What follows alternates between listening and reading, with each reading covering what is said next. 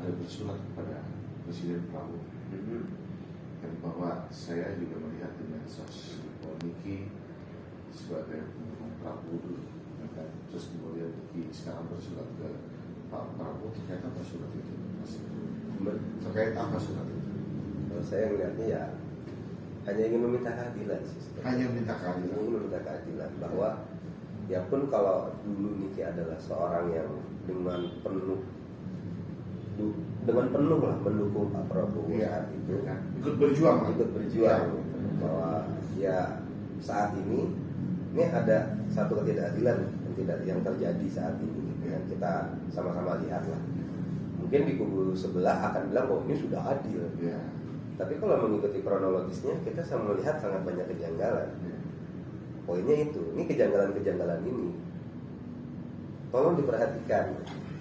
Jadi poinnya jangan sampai ada model-model begini lagi ke depannya nih, janggal-janggal seperti ini lagi. Karena kalau janggal itu sudah, bahkan dari tahap penyidikan, ketika bersidang, kemudian pasal yang dikenakan bisa sampai semua all of sudden lah gitu. Sementara tidak pernah juga yang bersangkutan ditanyakan terkait pasal yang sedang didakwakan. Ya kan, saya aja yang bukan orang hukum, saya juga emang boleh. Saya bukan orang hukum nih, saya cuma nanya emang boleh seperti itu. Kalau memang boleh, oke lah gitu. Tapi kan ketika berjalan pun juga janggal lagi gitu. Bahkan ada beberapa bukti yang sama hakim tidak boleh diperlihatkan. Padahal itu menunjukkan bahwa kalau dibilang orang sedang mengalami tekanan ketika melakukan komunikasi, harusnya dengan kalau mau acting yang bagus lah gitu, yang tertekan gitu, yang seperti orang stres dalam kondisi susah. Tapi ini tidak, tersenyum berbahagia, tidak ada masalah, I got no problem. Karena ya basic awalnya adalah kalau balik ke Niki mempercayainya ini adalah sebuah kesepakatan kerjasama. Apakah orang ini juga sama di awal berpikir bahwa ini adalah kerjasama, kemudian di tengah jalan bisa nih gitu. Walau bisa apa? Karena waktu itu pun bukti itu juga tidak diizinkan untuk digunakan. Nah itu juga ini bang. Jadi harapannya apa? Ya, harapannya.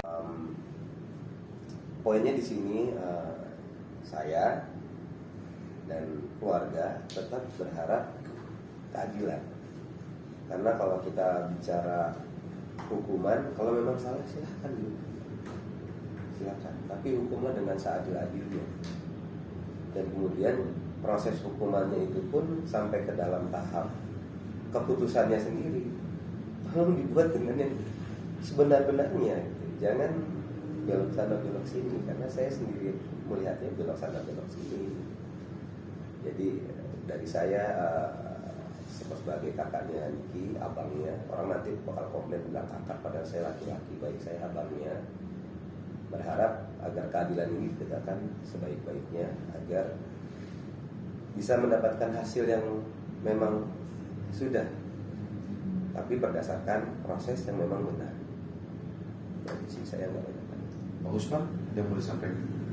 Ya, jadi harapan saya begini, ya soal putusan ini, saya berharap ya Mahkamah Agung dalam hal ini ketika nanti kami mengajukan upaya hukum PK, saya berharap Mahkamah Agung itu lebih adil atau lebih komprehensif untuk memeriksa perkara ini. Dilihat dari segi fakta, segi hukum itu banyak kejanggalan, ya. Sehingga Mahkamah Agung dalam hal ini bisa mengkoreksi semua itu untuk kemudian menjatuhkan putusan yang adil bagi orang yang mencari keadilan, ya. Jangan sampai kemudian timbul persepsi di masyarakat bahwa Mahkamah Agung atau lembaga peradilan kita itu tidak adil terhadap sebuah permasalahan yang sebenarnya tidak pernah dilakukan oleh Nikita Mirzani gitu. Apalagi konteksnya dalam hal ini undang-undang TPPU.